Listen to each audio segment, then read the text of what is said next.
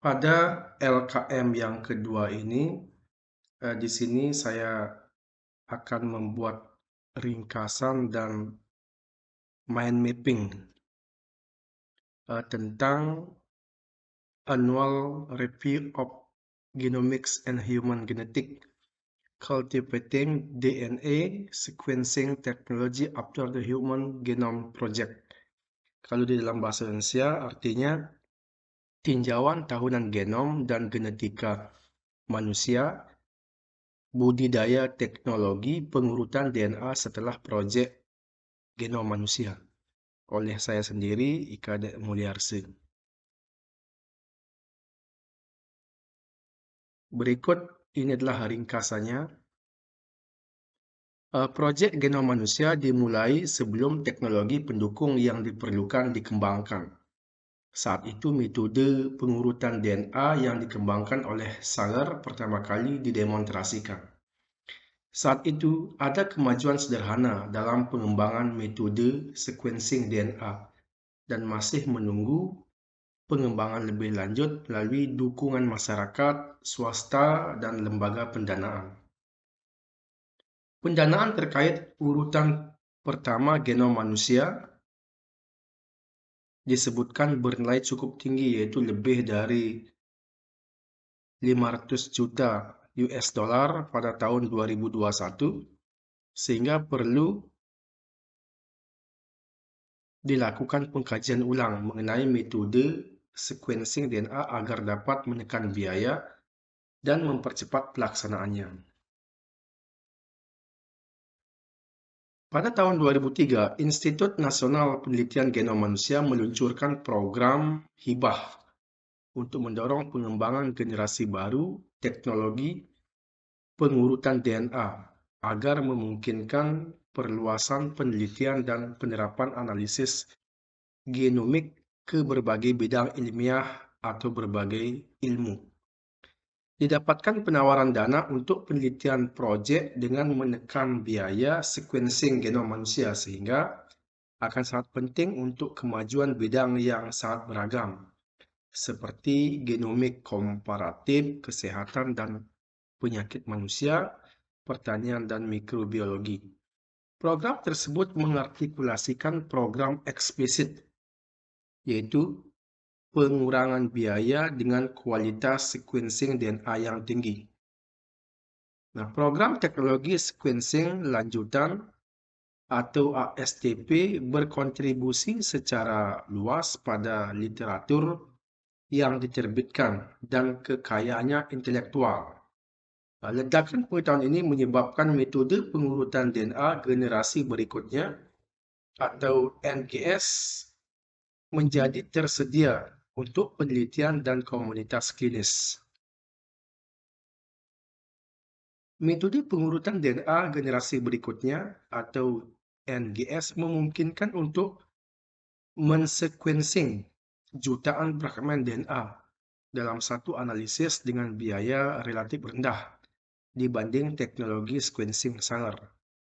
Nah, pengurutan DNA nanovori adalah konsep menuju metode yang lebih praktis.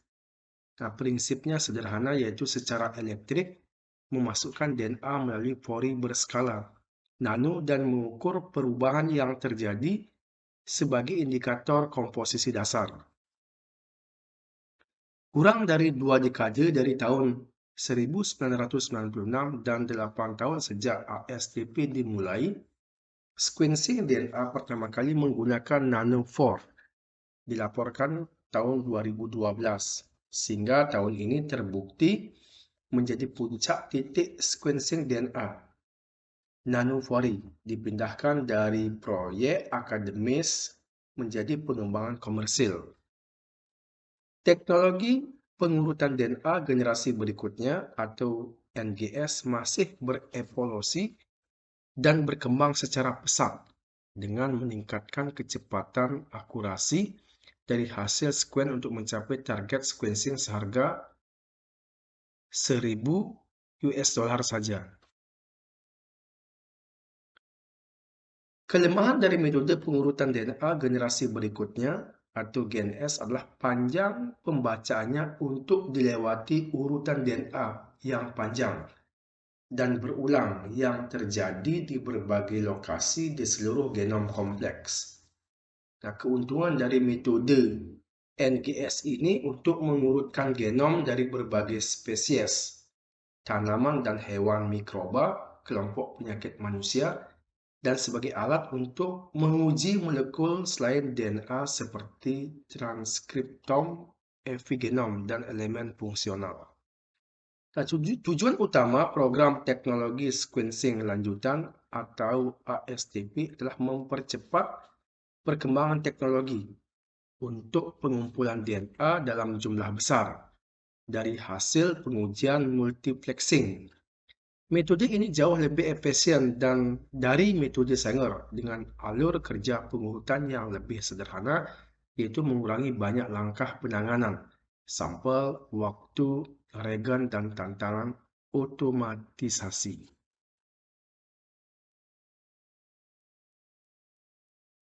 Nah, itu tadi ringkasannya. Untuk mind mappingnya nanti akan ditayangkan di bagian akhir. Nah, kemudian kita menuju ke risalah yang kedua, yaitu Is Crime Hereditary? An Analysis of Biological Ideas from Eugenics to the Human Genomes Project.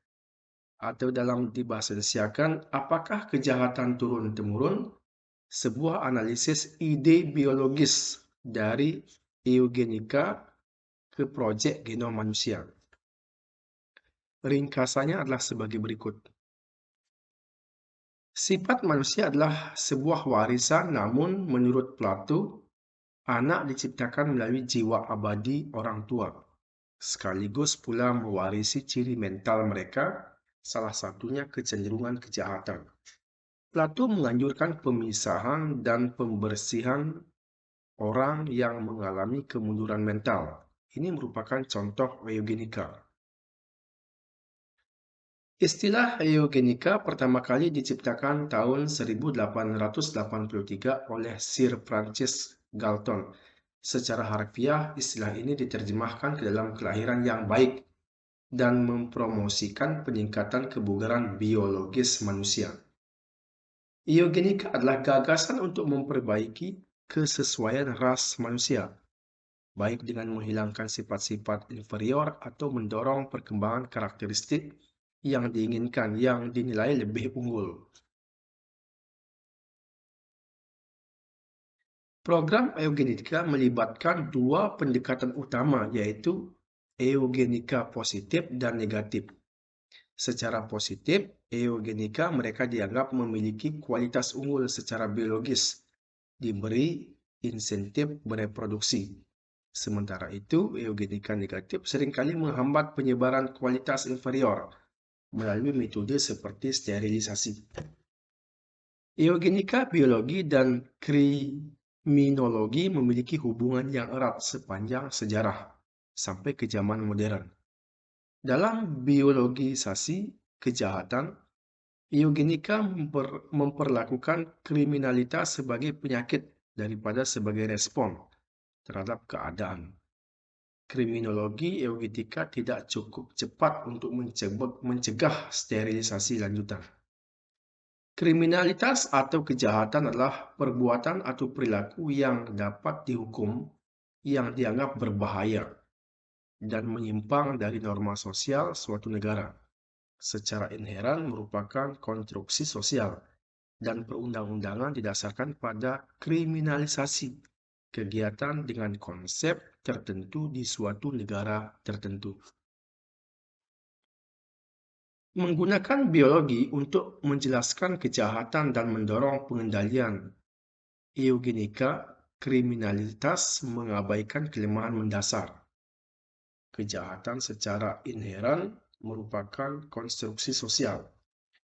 Awal ilmiah untuk eugenika modern adalah proyek genom manusia. Upaya internasional ini untuk sepenuhnya memetakan susunan genetik spesies manusia yang dapat dianggap sebagai langkah besar pertama untuk memanipulasi DNA.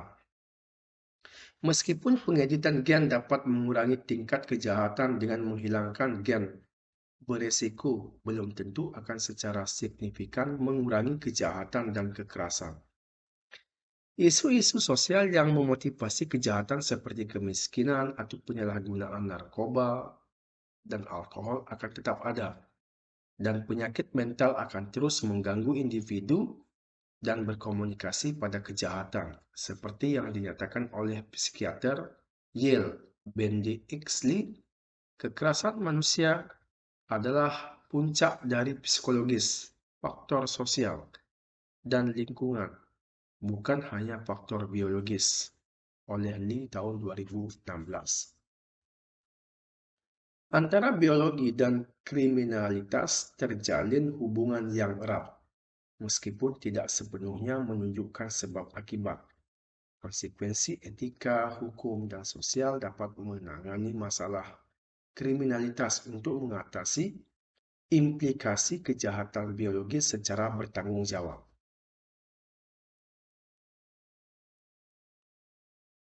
Nah, berikutnya akan diperlihatkan mind mapping tentang teknologi pengurutan DNA setelah proyek genom manusia. Jadi, mind mapping ini sebenarnya merupakan bentuk peta konsep dari ringkasan-ringkasan yang tadi sudah disampaikan.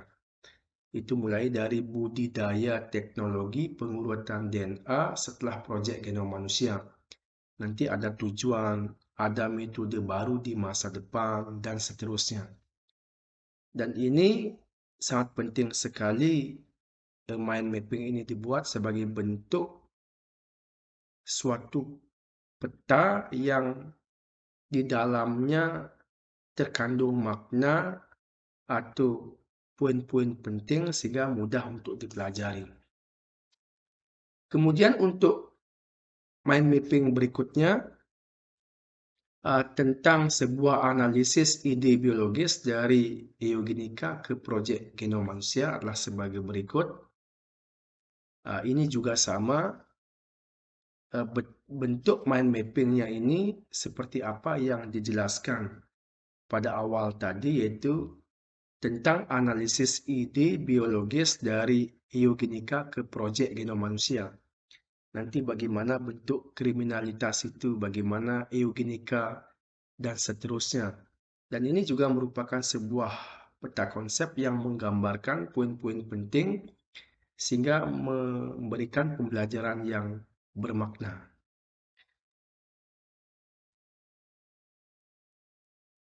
Jadi seperti itu penjelasan atau pemaparan terkait dengan ringkasan kedua risalah dan mind mapping. Nah, semoga apa yang saya sampaikan tadi bisa bermanfaat. Terima kasih.